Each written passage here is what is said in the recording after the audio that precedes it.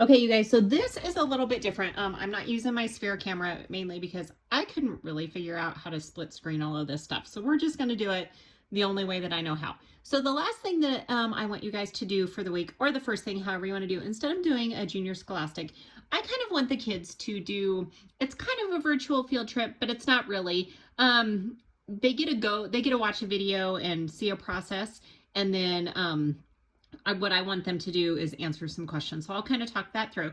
But the very first thing that I need them to do is I need you all to go to Discovery. And I'll put it up here so that you guys can see, and I'll hold it here.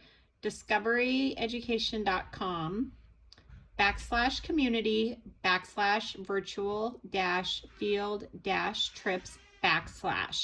So if you guys need to pause me right there so that you can see where I need you to go. Sorry, I'm messing with a marker. So that's the first place I want you to go. Once you get there, and I will also put the link with this video in the classroom. That way you should be able to just click on that link. So I'll put it right below this video so that you guys should be able to get to this website.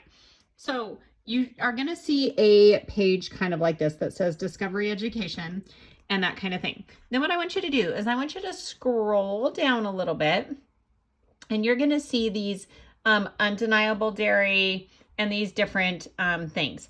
I looked at the dairy and it's not bad. We might do that later in the week, but the one that I think our kiddos would like is this How Nature Inspires 3M Science. This is kind of cool. It's a Young Scientist lab. It's kind of dry in a little bit of places, so they might get a little sidetracked, so just kind of tell them to bear with me. So what I want them to do, and this says How Nature Inspires 3M Science. What do gecko's feet, spider legs, goose feathers, and fireflies all have in common? They have all inspired 3M innovations in science. So this video just kind of tells about how these animals have helped some of the creations that 3M used to make our lives a little bit easier. So when you click on that, it's going to take you guys to this virtual field trip. You can do block. I never show my location. And then what you guys can do is you can go down and you can start this video. This video is the full field trip. So you have a couple options here. If you want to break this up over a couple days versus sitting for 27 minutes, totally fine. If you want to break it up, you can do this chapter 1, welcome, chapter 2, the thin slate, and then chapter 3, the adhesives. And then it kind of goes on to all these different chapters. So you can just do little sections if you want. And honestly, if you would do it this way, now that I'm thinking of it, this will be a little bit easier. What I would like you to do is just go through each of these chapters, and they're really short. But if after each one, and let's see, there are 5 different chapters. So if after each chapter, if you guys can take and write 1 sentence about that little chapter. So on this one, she's introducing, so let's go ahead and play this one so I can kind of give you an idea of what I want you to do.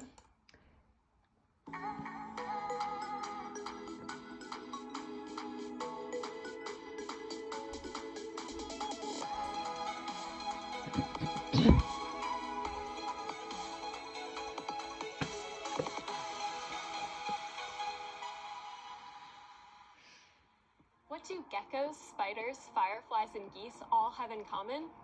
They've all inspired innovations in science.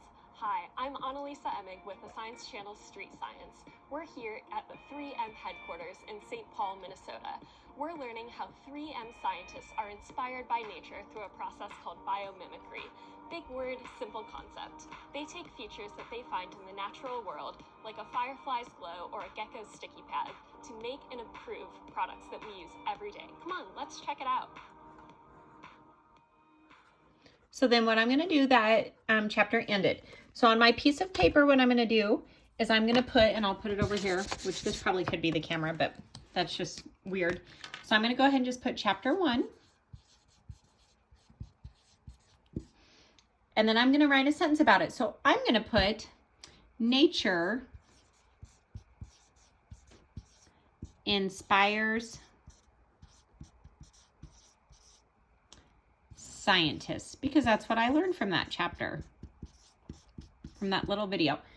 So that's going to be my sentence. So I can put chapter 1, nature inspires scientists. And if you guys want, you can actually just put 1, 2, 3, 4, 5. You don't even have to put chapter, but it doesn't hurt us to practice spelling chapter because it's a word that we're going to need. So however you guys want to do that. And then what you're going to do is you're just going to go ahead and go back, and then you're going to click on chapter 2. And that one's 10 minutes, so it's a little longer, but I only want you to pick one thing that I want you to write a sentence about on chapter 2. So you're going to go through and you're going to do that for each of the chapters. So this is going to take a little bit of time, 27 minutes from the full video.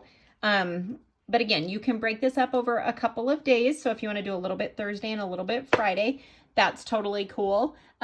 Just remember to write a sentence for each one of these different chapters. So don't click on this one. Do not click on that one. Click on each one of these individually and then write a sentence after each one about what you learned or what you heard in the video. But again, it will take a little bit of time, so that's why we're not doing a Scholastic News this week. This is kind of covering a little bit more writing, and it's covering science and social studies all kind of wrapped together. Just in something a little bit different. I thought you guys might like to mix up what you're doing and watch a little bit of a video. So if anybody has questions, just have your parents contact me because this one is a little bit more difficult than everything else we've been doing. So have fun with this and enjoy.